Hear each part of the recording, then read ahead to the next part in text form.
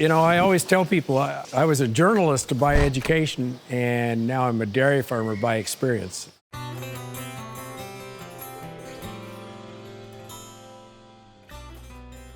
I love being on the farm. This is where I wanted to raise a family. Actually, straight out of school, I was director of public relations for a dairy cooperative in Wisconsin, and did that for a short time. A position at Hoard's Dairyman opened up, what I considered my dream job at the time. And so I went to work for Hoard's and got to work with people like Bill Knox and Gene Meyer, who was probably the best boss I ever had.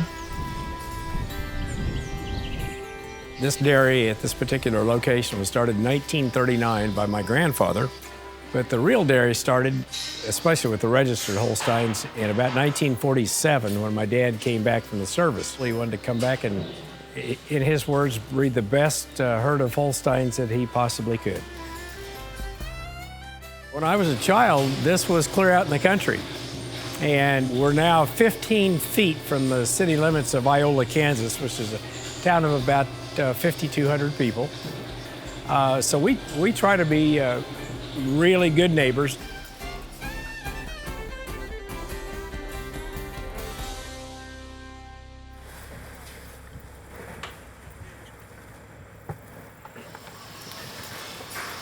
The community is a big part of us, and we're a big part of the community. We try to encourage all of our employees, as well as myself, to be actively involved in anything that goes on that we have an interest in, whether it be Farm City Days or whether it's my latest project of recycling. You know, we realized that after hearing several people talk about not having a recycling program, you know, we started asking questions, well, why don't we?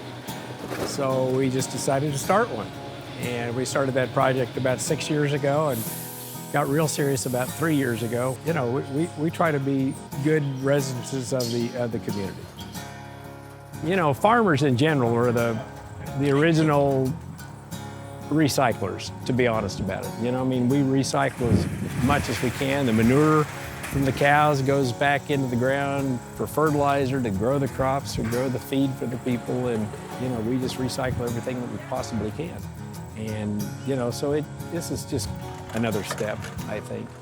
And it's something I'm passionate about. Obviously, all the other people that are here helping, they're passionate about it. And, you know, like I say, it just makes you feel good.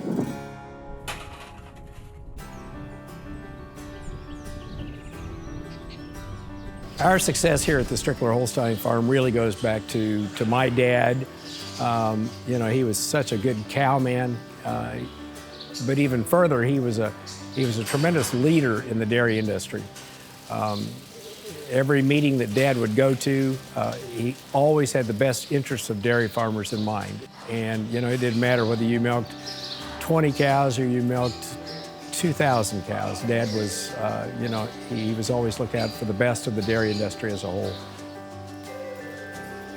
The registered animal has been a big part of our operation. If you look at the tags on each of these cows, you'll see the sire of the cow, as well as her number, and the birth date on the cows. And, you know, just having that information has been, we think, a godsend to us.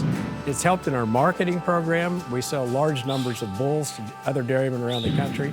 And it's extremely important to know what people have used. I pick up a lot of bull buyers every year. And my first question is, what have you used in the past?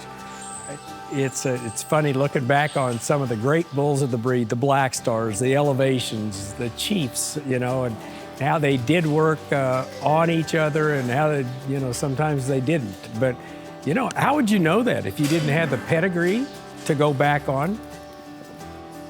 Well, I think the registered Holstein cow has been one of the best things I think that's ever happened to me.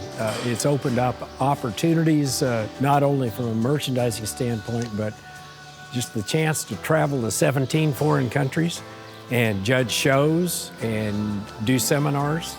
And, you know, I love the cows. Like I say, I'm an animal person, and this is the best animal I can think of to work with.